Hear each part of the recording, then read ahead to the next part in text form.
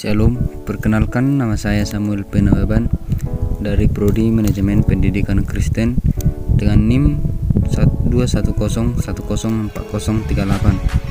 Dalam video kali ini saya akan membahas tentang teori behavioristik dan penerapannya. Teori belajar behavioristik. Teori belajar behaviorisme adalah sebuah teori yang bukan hanya berurusan dengan perilaku, tetapi yang hasilnya dapat diukur, diamati, dan dihasilkan oleh respon belajar terhadap rangsangan. Edward L. Thorndike pada tahun 1874 sampai 1949, seorang psikolog terkemuka Amerika Serikat yang mengembangkan teorinya tentang belajar koneksionisme. Disebut koneksionisme belajar karena merupakan proses pembentukan koneksi antara stimulus dan respon. Eksperimen terhadap binatang adalah gantinya. Hukum tentang belajar yang dikembangkan oleh Thorndike terbagi atas 3 bagian, yaitu yang pertama hukum kesiapan, kedua hukum latihan, dan ketiga hukum akibat. 1. Hukum kesiapan. Hukum kesiapan yaitu kesiapan individu dalam melakukan sesuatu, yaitu kecenderungan untuk bertindak. Contohnya adalah mahasiswa harus datang tepat waktu sesuai dengan jadwal yang ada, dan apabila mahasiswa tersebut telat, dia harus menerima hukuman. 2. Hukum latihan. Tindakan akan menjadi lebih kuat karena latihan-latihan, tetapi akan melemah bila koneksi dihentikan. Contoh penerapannya dalam jurusan IT, ada beberapa mata kuliah yang saling berhubungan setiap semesternya, maka harus merecall mata kuliah sebelumnya agar tidak lupa. 3. Hukum akibat. Hukum akibat adalah hukum yang apabila hubungan antara respon dan stimulus menimbulkan kepuasan, maka tingkatan penguatannya semakin besar dan sebaliknya. Contoh penerapannya adalah mahasiswa tidak mengerti tentang pemrograman dan kemudian ia mengikuti les di luar agar ia mengerti.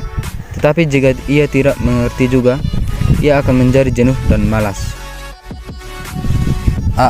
Teori pengkondisian fisik.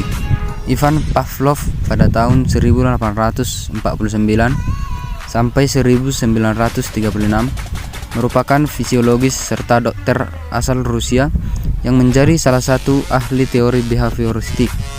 Teori ini didasari percobaan Ivan Pavlov menggunakan objek, yaitu anjing. Teori ini dikenal dengan respon conditioning atau teori klasik. Hukuman merubah cara individu merespon stimulus tertentu dan menggunakan cara dalam 3 metode. Yang pertama, metode respon bertentangan. Jika suatu reaksi terhadap stimulus tertentu telah menjadi kebiasaan, maka cara untuk mengubahnya adalah dengan cara menghubungkan stimulus dengan reaksi yang berlawanan. Contohnya, untuk menghilangkan perasaan takut siswa, guru dapat menyuruh siswa maju terus-menerus tiap ada soal yang dikerjakan di papan tulis. 2. Metode membosankan. Metode ini merupakan hubungan antara stimulasi dan reaksi yang buruk itu dibiarkan saja sampai pelakunya merasa bosan. Contohnya, akibat seorang siswa mencontek saat ulangan, seorang guru bisa menyuruh siswa tersebut membuat catatan berlembar-lembar terus-menerus sehingga ia akan bosan dengan sendirinya. 3. Metode mengubah lingkungan. Suatu metode yang dilakukan dengan jalan memutuskan atau memisahkan hubungan antara stimulus dan reaksi yang buruk yang akan dihilangkan, yakni dengan mengubah stimulasinya. Contohnya, seorang siswa yang suka ramai di belakang kelas. Untuk menghentikan kebiasaan ramai siswa tersebut, guru dapat memindahkan tempat duduknya. B. Teori continuous conditioning. Edwin R. Guthrie pada tahun 1886 sampai 1959 adalah seorang psikolog perilaku. Ia pertama kali bekerja sebagai guru matematika dan filsuf, tetapi beralih ke psikologi. Ia berpendapat bahwa tingkah laku manusia itu dapat diubah. Tingkah laku baik dapat diubah menjadi buruk dan sebaliknya. C. Teori operan conditioning. B.F. Skinner pada tahun 1904 sampai 1990, seorang psikolog Amerika Serikat yang terkenal dari aliran behaviorisme.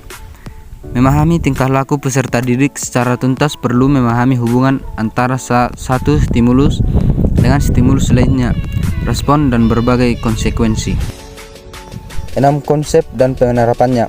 Yang pertama, jadwal penguatan, yaitu siswa menerima umpan balik setelah setiap tanggapan mengenai keakuratan pekerjaan mereka. Kedua, generalisasi, yaitu respon seharusnya tidak boleh dibuat dalam situasi di mana itu tidak pernah diperkuat. Yang ketiga, perubahan perilaku, yaitu sedang membentuk atau diferensial bala bantuan dari pendekatan yang berurutan untuk diinginkan bentuk atau menilai perilaku. 4.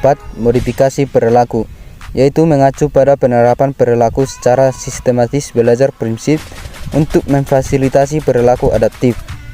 5. Regulasi diri, yaitu perilaku yang diatur sendiri melibatkan memilih di antara kursus alternatif tindakan. Dan yang keenam, aplikasi pembelajaran, yaitu dalam mengajar diperlukan mengatur kesinambungan penguatan secara tepat. Demikian yang bisa saya sampaikan tentang teori behavioristik dan penerapannya. Sekian dan terima kasih. Shalom.